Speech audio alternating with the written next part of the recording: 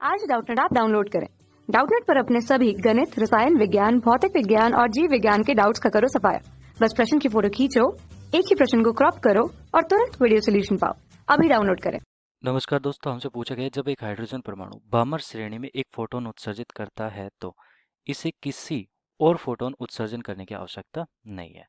तो जैसे कि हाइड्रोजन परमाणु के ऊर्जा स्तर की बात कर लेता हूँ, कुछ इस प्रकार के ऊर्जा स्तर है, अलग अलग ऊर्जा स्तर है, अलग अलग कक्षाएं, तो उनके ऊर्जा स्तर भी अलग अलग ही होंगे, कुछ इस प्रकार यहाँ पर होंगे।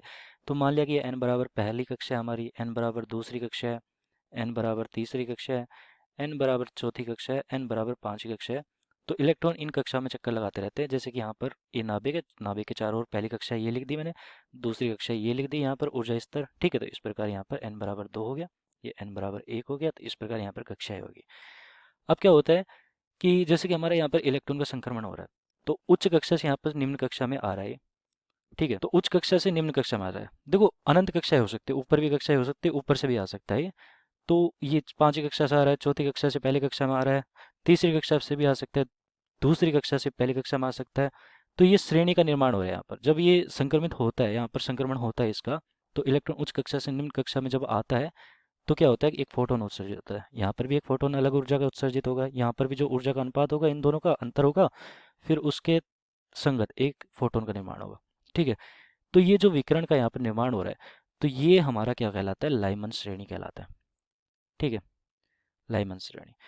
अब ऐसे ही हमारे अलग अलग ऊर्जा स्तर होते हैं। तो यहाँ पर जब इलेक्ट्रॉन उच्च कक्षा से, हो सकता है दूसरी कक्षा में ही रह जाए, तो उस समय हमारी जो यहाँ पर निर्माण हो रहा है जिस श्रेणी का, वो हमारी बामर श्रेणी कहलाती है।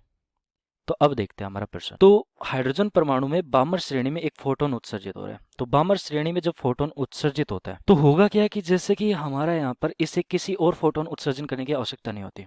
तो जब लाइमन श्रेणी यहाँ पर उत्सर्जित हो रही है, सॉरी बामर श्रेणी से जब फोटोन उत्सर्जित हो रहा है, तो ये फोटोन यहाँ पर देखो, यहाँ से यहाँ तक आया, जैसे यहाँ पर आ गया, दूसरी कक्षा में आ गया। अब दूसरी कक्षा से ये क्या कर सकता है, पहली कक्षा में भी जा सकता है, तो उस समय भी हमारा यहाँ पर फोटोन उत्सर्जित होगा, ठीक है। तो ये दूसरी कक्षा में आया, तो यहाँ से फिर पहली कक्षा में चलेगा, ये भी दूसरी कक्षा में आया, यहाँ से पहली कक्षा में जा सकता है ये। तो होगा क्या कि इसे किसी और फोटोन को उत्सर्जन करने की आवश्यकता नहीं होती है। तो ये गलत हो गया। फिर यहाँ पर आवश्यकता होती है, मतलब कि ये दूसरी कक्षा से पहली कक्षा में आएगा, तो यह पाश्चन श्रेणी में अन्य फोटोन उत्सर्जित कर सकता है। तो देखो होता क्या है कि बामर, लाइमन, बामर और बामर के बाद अगर एन कक्षा हमारी यहाँ पर तीसरी, तो ये हमारी पाश्चन श्रेणी होती है, ठीक है। जब ये तीसरी कक्षा में आता है उच्च कक्षा से, तो ये पाश्चन श्रेणी का निर्माण होता है यहाँ पर। तो यह पाश्चन श्रेणी में अन्य फोटोन उत्सर्जित कर सकता है। तो देखो लाइमन श्रेणी होती है वो नीचे होती है इसके, लाइमन श्रेणी, ठीक है, बामर श्रेणी से नीचे होती है। देखो यहाँ पर हमारी पहले ही आ गई ये वाली, यहाँ पर पहली कक्षा में, और ये हमारी क्या है, बामर श्रेणी थोड़ी ऊपर है।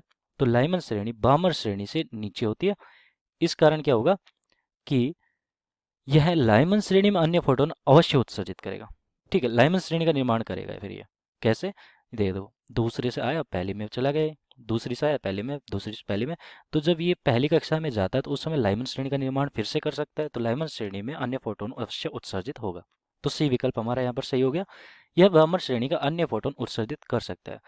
तो देखो बामर श्रेणी का तो हो चुका है, जब दूसरी कक्षा में आ चुका है तो उसके बाद बामर श्रेणी खत्म।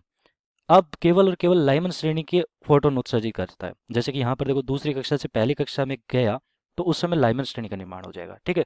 तो ये बामर श्रेणी में ही नहीं रहेगा, और पाषाण श्रेणी तो ऊपर है, उसका तो बिल्कुल नहीं करेगा।